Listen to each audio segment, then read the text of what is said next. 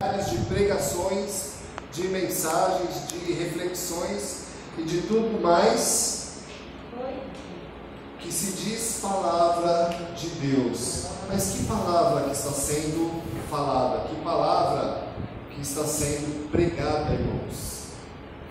Eu vou ser bem sincero com os irmãos que me preocupa muito. Me preocupa demais o que tem acontecido na nossa sociedade. Porque chegamos no tempo, irmãos, que com tanta oferta de palavra, ainda existem pessoas com fome e sede. Com muita fome e muita sede da palavra de Deus. Porque eles estão totalmente longe da verdadeira palavra bíblica. Eu gosto muito de debates teológicos, irmãos, e eu vejo algumas coisas que são bizarras. Para quem está assistindo pela internet, estamos meditando sobre a palavra do Senhor. E é interessante, irmãos, que existem seitas de todo tipo de pensamento que os irmãos imaginarem, de heresias, que vai totalmente contra a palavra de Deus, e estão sendo empregadas livremente, e as pessoas morrendo de fome e sede da palavra. Sabe, irmãos, eu gosto muito, e a nossa igreja tem a prática de também adotar a confissão do Catecismo Maior de Fé de Westminster.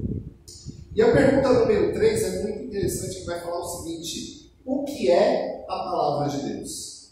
O que é a palavra de Deus? Se alguém perguntar para nós hoje o que é a palavra de Deus, a resposta mais seca e simples seria o quê?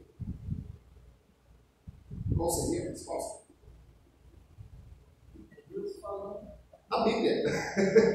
a mais simples, Bíblia, né? A resposta que está no Catecismo Maior, irmãos, é assim: as Escrituras Sagradas, o Antigo e o Novo Testamentos, são a palavra de Deus, a única regra de fé e prática.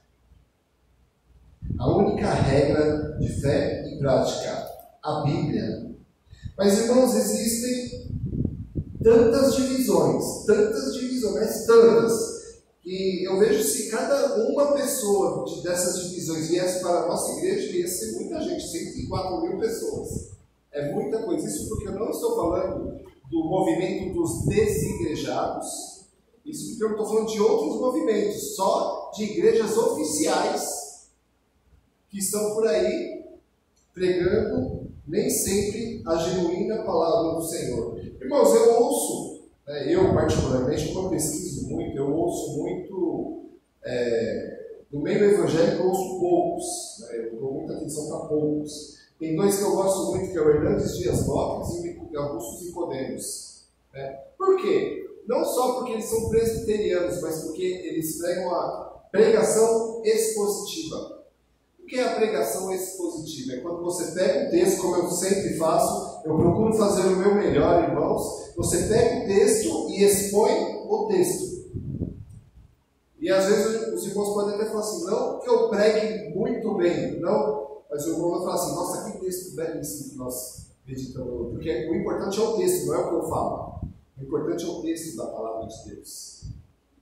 Por isso, irmãos, a pregação expositiva, ela é a mais indicada para fazermos e alimentarmos a igreja. A pregação expositiva.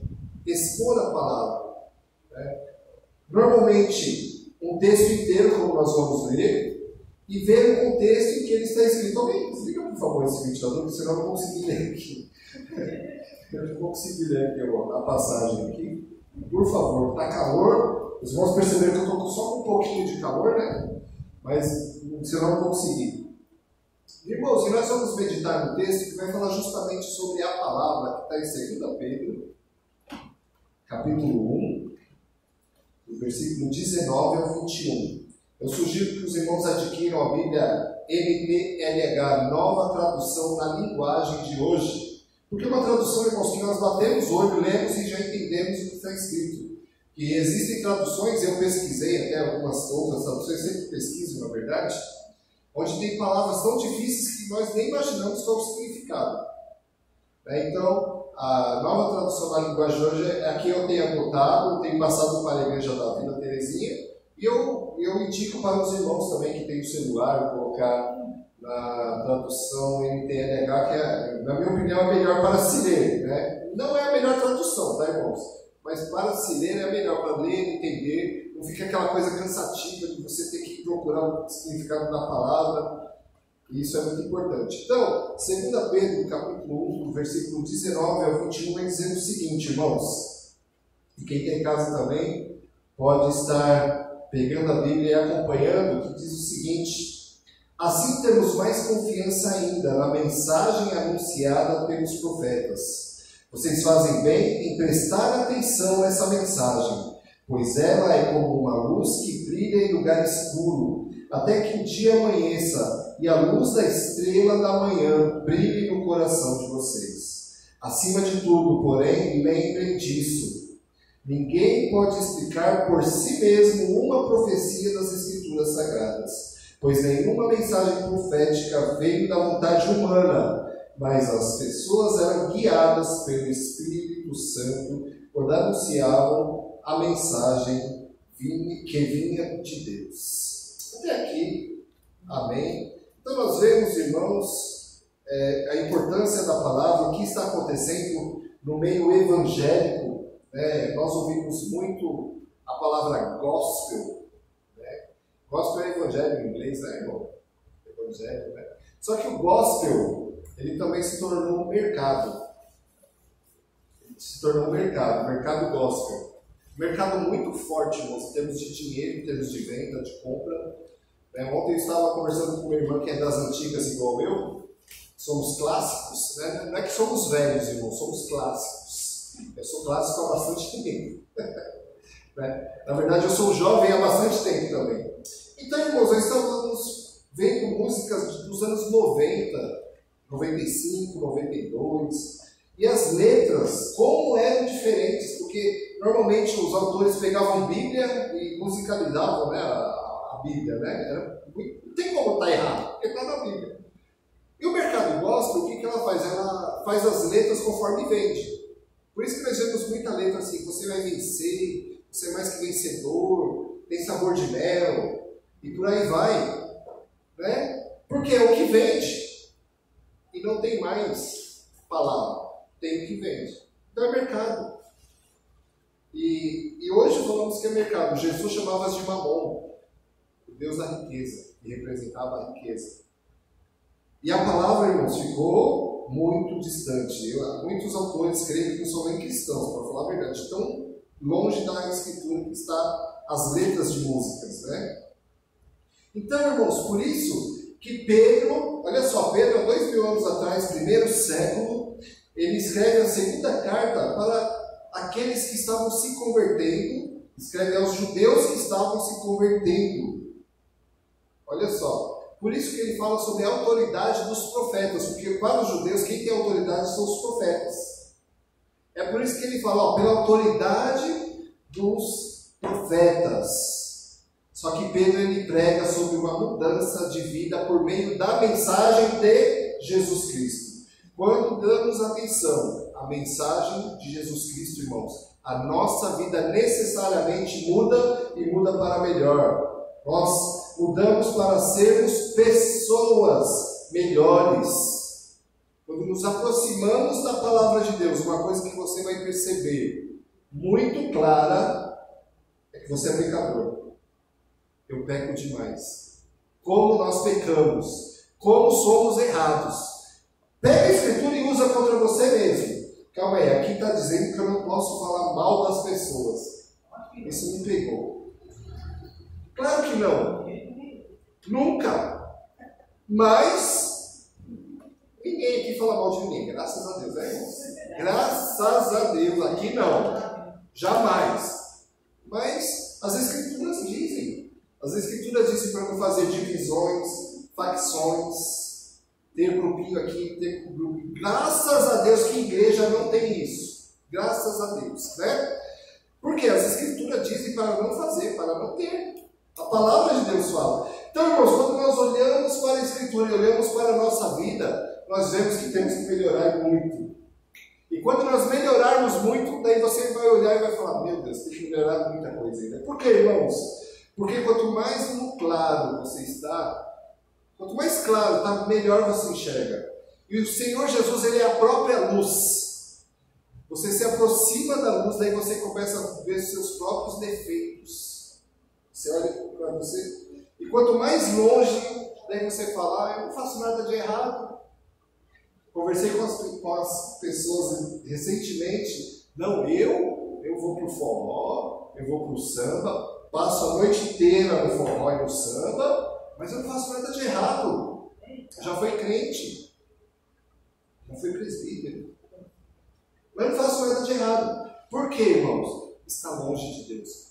Quando você está longe de Deus, você se sente cheio do direito. Mas, Senhor, eu faço tudo direitinho. Longe de Deus. Irmãos, quando você acordar e falar, Senhor, eu sou muito pecador, você se aproximou de Deus. Você está perto. E você começa a enxergar, porque é a luz que te mostra. Né? Eu dei um exemplo lá na igreja, irmãos, que eu tinha um Corsinha, bem velhinho, bem judiado. E quando estava escurecendo, eu olhava para ele e parecia que ele ficava mais bonito. Sabe, assim você olha, nossa, ele não é tão feio assim, ele é bonitinho. Porque estava ficando escuro. Eu não estava enxergando os defeitos. Mas conforme vai clareando o dia, conforme aquela tarde igual está hoje, aquele sol, você olha, meu Deus, como meu carro é feio, tadinho. A Bíblia é a mesma coisa, irmãos, ela é a lâmpada, ela é a luz para os nossos pés, exatamente. Essa luz te mostra, olha os seus defeitos, tem que melhorar muito, tem que buscar muito na palavra. Uma coisa que eu gosto muito de dizer, irmãos, não acredite em tudo que eu falo. O pastor falou, não. Acredite no que está na Bíblia, na palavra de Deus. E vamos ver, irmãos, 3 orientações nesse texto que Pedro dá aos judeus que estavam se convertendo, e é por isso que ele apela para a autoridade dos profetas. E a primeira coisa, irmãos, essa é muito importante. Versículo 19. Preste atenção. Preste atenção. Vamos ler o versículo 19 novamente. Assim temos mais confiança ainda na mensagem anunciada pelos profetas. Vocês fazem bem em prestar atenção nessa mensagem, pois ela é como uma luz que brilha em lugar escuro, até que o dia amanheça, e a luz da estrela da manhã brilhe no coração de vocês. Irmãos, é interessante que quando nós acendemos as luzes de manhã, não faz diferença nenhuma, né? Aqui em São Paulo é obrigatório acender os faróis do carro, né? Mas não faz diferença, né? Porque o sol é tão forte que não faz diferença. Mas quando é à noite, se você não acende o farol, quanta diferença faz? Porque a luz da escuridão. Irmãos, e o mundo hoje, eu até me esqueci, eu sou tão longe disso que até esqueci que estamos vivendo o carnaval agora, né? Irmãos, as trevas estão nas ruas. Eu estava comentando hoje pela manhã que é interessante, né, irmãos? Que se a gente sai nu na rua é crime, né? É atentado ao pudor. Mas no carnaval pode. Pode no carnaval, todo mundo grava, manda para outros países, a rede social fica tudo cheio. Está tudo ok, não tem problema. Irmãos, vivemos hoje, agora, neste momento, muitas trevas. Muitas trevas, muitas, mas muitas mesmo. E essa palavra, irmãos, é como luz na escuridão. E nós, eu e você, somos chamados, todos nós somos chamados para sermos luz. Lá no meio do carnaval, então vou lá no meio do carnaval e vou ser luz, é isso? Não.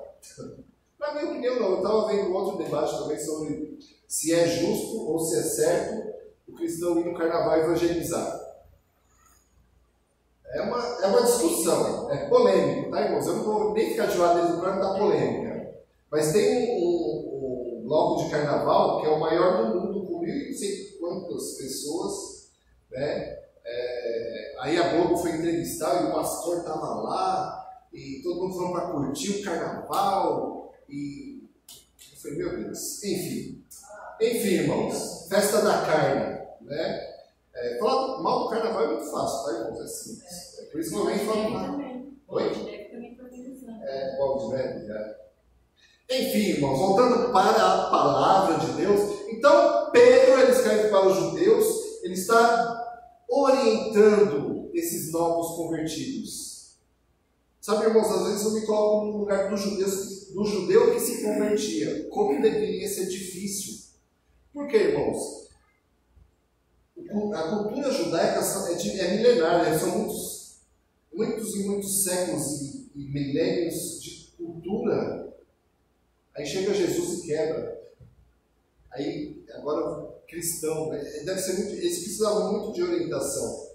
Uma coisa que é muito fácil, irmãos, é andar longe da palavra de Deus.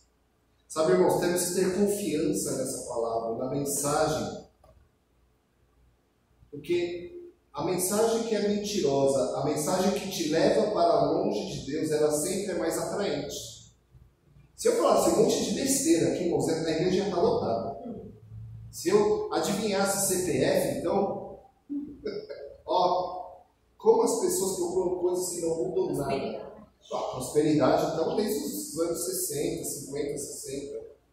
Né? Mas quando você fala a palavra, irmãos, é interessante que Jesus tinha 70 discípulos. Ele faz uma pregação tão dura, tão forte, que fica só 12. De 70 fica 12. Aí olhando para a igreja aqui, até que nós estamos no caminho certo, né, irmãos? Se for por pouca gente, nós estamos no caminho certíssimo. Né? E dos 12, Jesus ainda fala, se quiser, pode ir também. Olha a propaganda de Jesus, né, irmãos? E Pedro diz, para onde iremos nós, se só tu tens a palavra de vida eterna? Irmãos, não podemos tratar as coisas eternas como se fossem passageiras. E não podemos tratar as coisas passageiras como se fossem eternas. A gente tem que pensar nisso. Tem que pensar muito nisso. E a palavra, ela nos mostra isso, irmãos. Por isso, vamos prestar atenção. Sabe por quê, irmãos? Timothy Keller foi um teólogo norte-americano que eu particularmente gosto muito, já li muitos livros dele. Uma frase que eu peguei dele é muito interessante, que diz: as pessoas contemporâneas tendem a examinar a Bíblia procurando coisas que não podem aceitar. Mas os cristãos devem reverter isso, permitindo que a Bíblia nos examine, procurando coisas que Deus não pode aceitar. É muito profundo isso, irmãos. Sabe por quê, irmãos? Quem te aceita é Jesus. É Jesus que te aceita.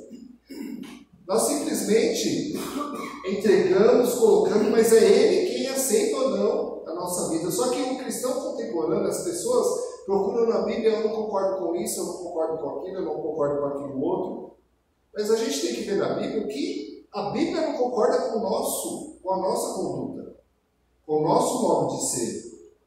É isso que a Bíblia faz, irmãos. E ela faz com maestria. Ela faz muito bem feito. Pega, lê a Bíblia e veja os seus defeitos onde estão, que ela vai mostrar. A segunda orientação, irmãos, é capacitação. Versículo 20. Acima de tudo, porém, lembrem disso. Ninguém pode explicar por si mesmo uma profecia das Escrituras sagradas. Ninguém pode explicar por si mesmo. Por quê, irmãos? A nossa capacitação vem do Espírito Santo de Deus. Sem o Espírito Santo de Deus, nós não entendemos nada da palavra. Nada, zero. Nada. Porque é Ele quem nos capacita para podermos entender a palavra do Senhor. É por isso que mesmo com o Espírito Santo, irmãos, temos que estudar a palavra. Na próxima pregação eu vou falar sobre uma palavra que é seguir. Eu não vou saber falar essa palavra no grego de cor, porque ela é muito grande e muito complicada.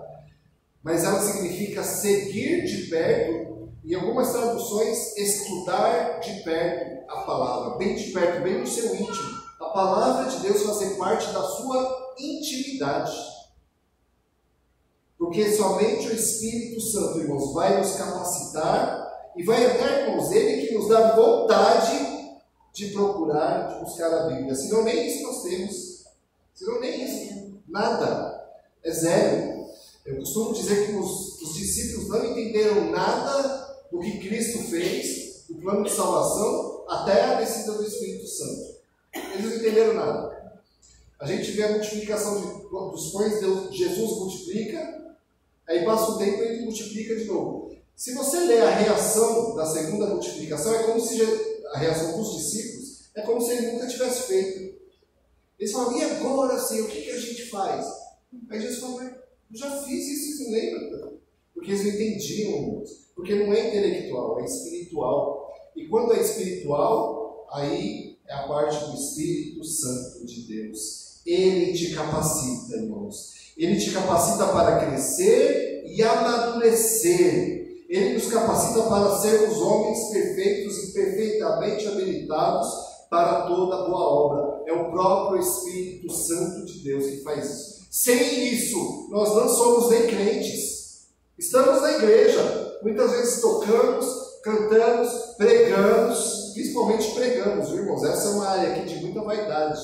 Pensa numa área de vaidade, é púlpito. Como as pessoas querem púlpito? Nossa, meu Deus, é uma briga, irmãos.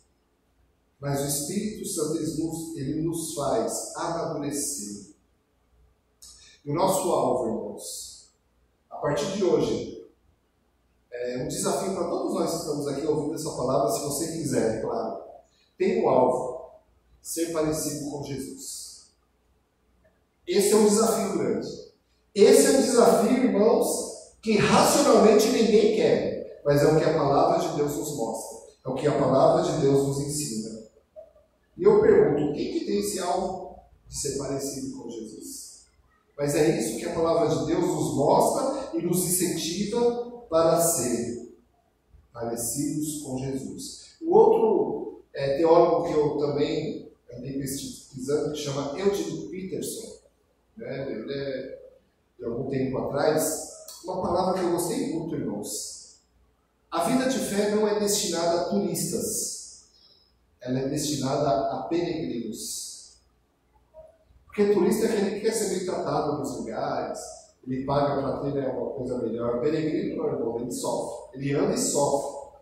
Nós somos chamados para sermos peregrinos, irmãos. E nós só descobrimos isso por meio da palavra de Deus. É a palavra, irmãos. Tudo é a palavra. Eu gosto muito do ponto calvinista que é sola escritura. Somente a escritura. Somente a escritura. Será que é somente a escritura de verdade em nossas vidas? Porque a palavra de Deus, irmãos, e essa é a terceira orientação que Pedro mostra a esses judeus. E mostra para nós hoje. Que é a mensagem profética. Ouvimos muito isso, né? Sobre profético, né? Escola de profetas, tal, como se fosse, né? Mas quando nós vamos ver, irmãos, somos levados o tempo todo a servir. Né?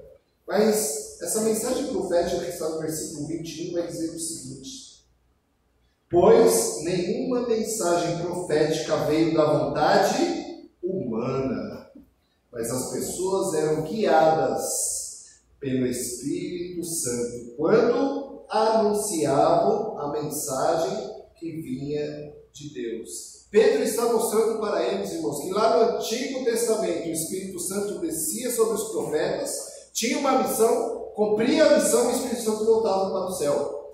Hoje, irmãos, o Espírito Santo de Deus está com todo aquele que nele crê.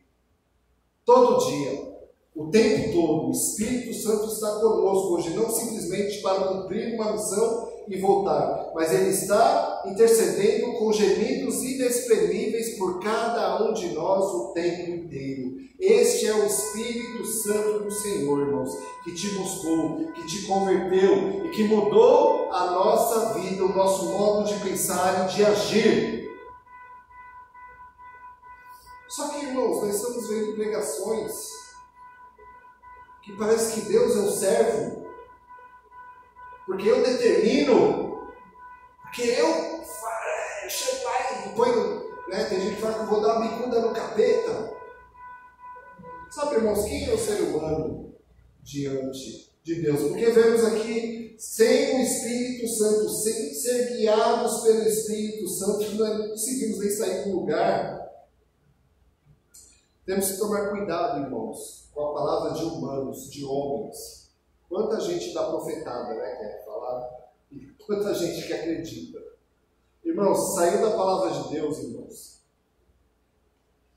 que seja anátema. O apóstolo Paulo ele ensina, se um anjo te pregar uma palavra que não seja do Evangelho, que seja maldita essa palavra.